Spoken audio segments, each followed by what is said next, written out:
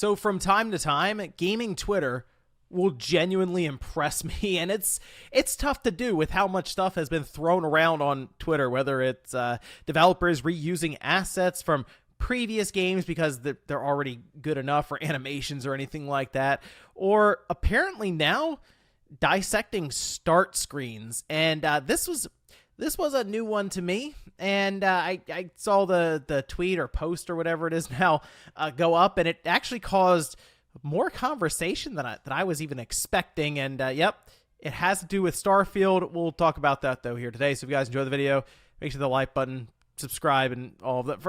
Let's just take a look at this. This was posted up by Grums and just got the internet, I mean, exploded around this thing. There's a lot of discussion around this because it seems like an obvious attempt at trolling, and I mean really just an engagement farming, I guess. Right now on X, they're paying out for engagement and stuff, so I'm noticing, and I'm sure many of you are if you're on the platform, more and more people attempting to push buttons because it works, and you get people reposting quote tweeting, all these different things, and it just builds up impressions on the original post.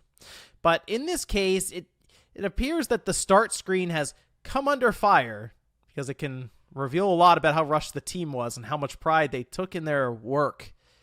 And I'm looking at this title screen, and the thing that kind of confused me is that I feel like the title screen is fine. That's the thing I'm unsure of here exactly. Now, this stuff's getting out there because review codes went out for Starfield. Like, they have a couple waves of review codes, I believe, that are happening. I think another wave will happen closer or at early access.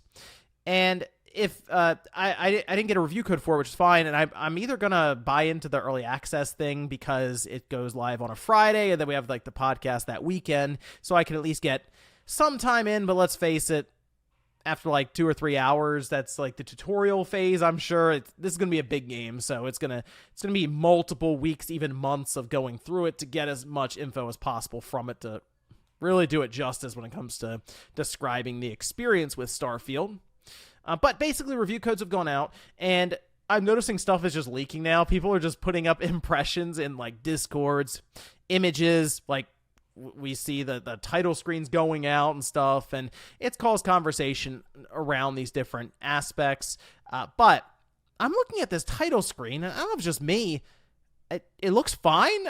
We'll get a closer shot of it here, but sure, it's simplistic, right? And the only actually thing that I pointed out that was kind of annoying is the welcome to Starfield thing. I think it's a nice message because it's them, saying, hey, it means a lot that you decided to buy this game and you're going to check out the universe that we've laid out here for you.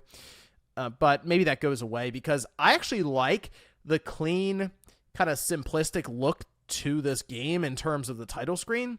And the reason I say that is because I think it plays into the idea of Starfield being this vast open-ended universe, not like open world, open universe game, to where you create the protagonist and you go through it with your own story. I think if you have a very busy looking title screen with videos of things happening and stuff like that, it kind of shows that there's maybe a predetermined path or they're trying to push you in one direction or the other. The idea of it just being the Starfield logo, and you kind of have the eclipse coming out from one side with the a star or whatnot, I think plays into the idea of the loneliness factor if you do go to one of these uncharted planets, or just the infinite possibilities of a universe that they've described as being very open-ended. There was one criticism that I can agree with a bit. I know it's just a title screen that we're going over, but the menu on the left side is fairly small. Now, I feel like we have to look at the settings before we give like our final judgment call on that, because there's a chance there could be stuff in there that resizes menus or something, and what we could see here is more or less a person who's moved the resolution up to 4K for widescreen, and the menu hasn't been resized with it. So there's a chance that menu could actually end up getting larger just through going through the settings and customizing and changing different values there. So I don't know. To me, this looks fine. And the thing with title screens in general, if you look at some of the best games, the title screens are kind of boring. I mean, like Tears of the Kingdom, which for a lot of people is a game of the year, for them this year.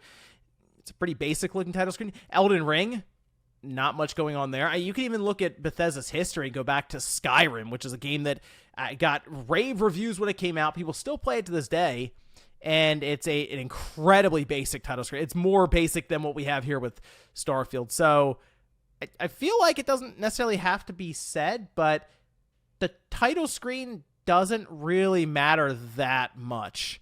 I mean, it has to be something crazy going on here for people to say, okay, this actually affects the quality of the game, or even be worth mentioning much more than maybe the settings or the size of the menu. That's about the extent of it here. But hey, let me know what you think of apparently the Starfield menu, and if you think it's a problem.